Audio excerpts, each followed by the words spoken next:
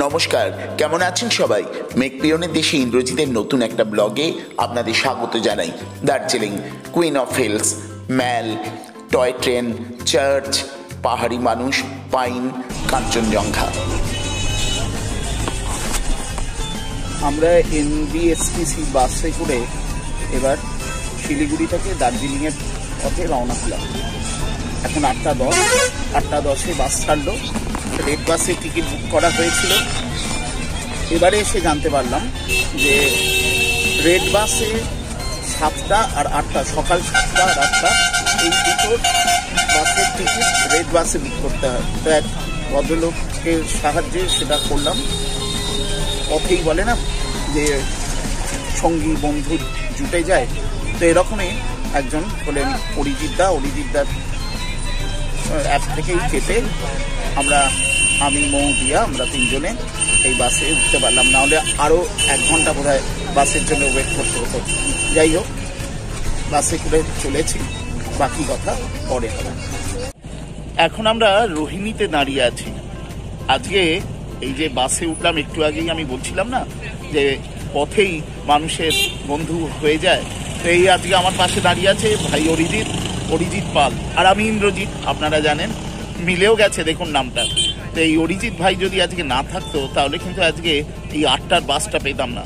ওনারই অ্যাপ থেকে, ওই রেড বাস থেকে উনি আমাদের 3জনের টিকিট কেটে দিলেন। এবং এমনই কপাল যে ওই 4টে টিকিটই পড়েছিল, একটা ওনার আর বাকি 3টে। সেই জন্য আমি বারবার বলি যে এই নর্থ বেঙ্গলে যখনই আসি কোনো না কোনোভাবে এখানকার মানুষের সহায়তা পাই। অরিজিৎ ভাই সেরকমই একজন। অরিজিৎ, আপনি এখানে কি করেন একটু যদি বলেন। আমি দার্জিলিংয়ে কনজিউমার কমিশনে আছি, গত 11 বছর ধরে এখানে পোস্টিং আমার।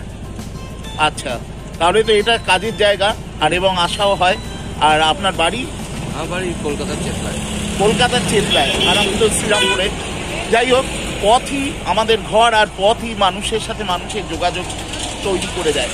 আর সেই কারণেই তো এই পথেই জীবন, আর পথেই খুঁজে পাওয়া যায় বেরিয়ে পড়ার আনন্দ।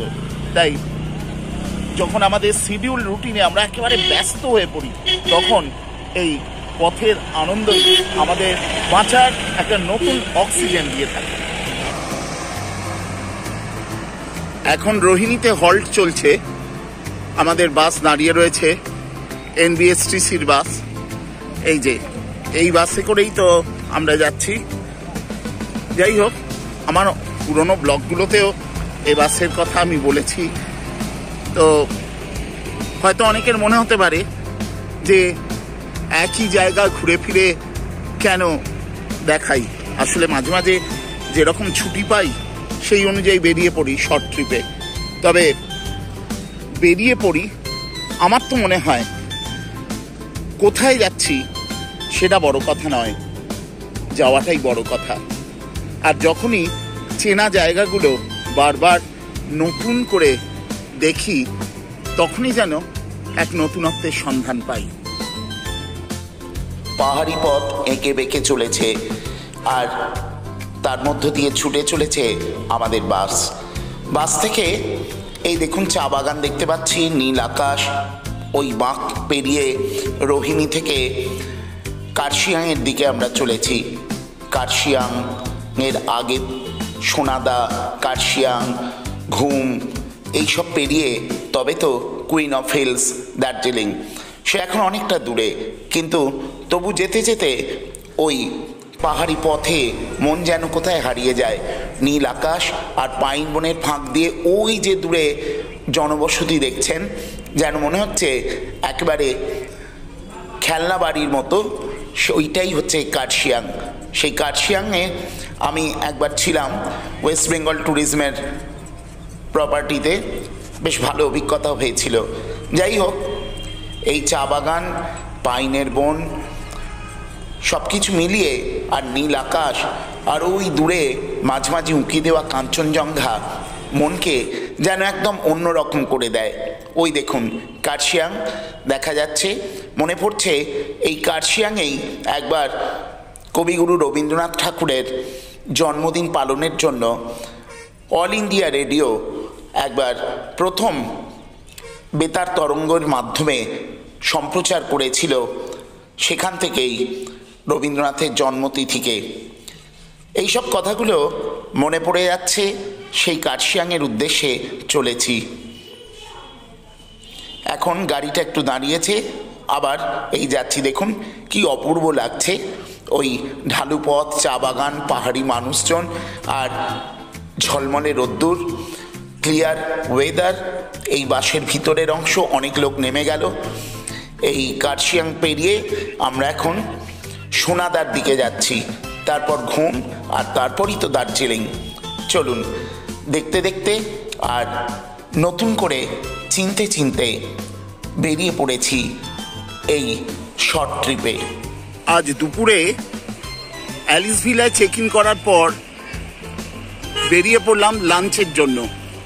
তো দিয়া বলল যে এখানে যখন বেড়াতে এসছি এখানকার লোকাল ফুডই খাবে। তাই ঘুরতে ঘুরতে একটা দোকানের কাছে ঢুকতে যাব, এমন সময় চোখ আটকে গেল। ওই দেখুন কাঞ্চনজঙ্ঘা, কেভেন্টার্সের ছাদ। আমি আরেকটু জুম করে দেখাচ্ছি।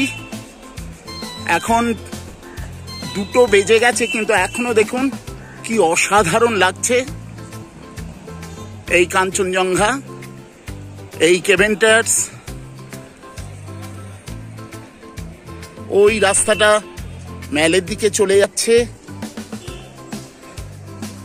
আর এই দেখুন এই লুনার হোটেল। লুনার হোটেলের নিচেই আছে ডেকে বাস। আজকে ডেকে বাসেই আমরা লাঞ্চটা সারব। কিন্তু এই নীল আকাশ অদ্ভুত সুন্দর লাগছে, এই নীল আকাশ আর ওদিকে তুলিতে আঁকা কাঞ্চনজঙ্ঘা। দার্জিলিংয়ে বহুবারই এসেছি, কিন্তু এরকম ক্লিয়ার ওয়েদার এতক্ষণ ধরে খুব কমই পেয়েছি। তাই আমার চ্যানেলের বন্ধুদের জন্য এটা একটু তুলে ধরলাম। আজকের সংক্ষিপ্ত ভিডিওটা তাহলে এখানে শেষ করছি। দেখা হবে পরবর্তী কোনো একটা ব্লগে। সকলেই ভালো থাকবেন, সুস্থ থাকবেন, সাবধানে থাকবেন। আর আমার এই ব্লগটা কেমন লাগলো কমেন্ট করতে কিন্তু ভুলবেন না।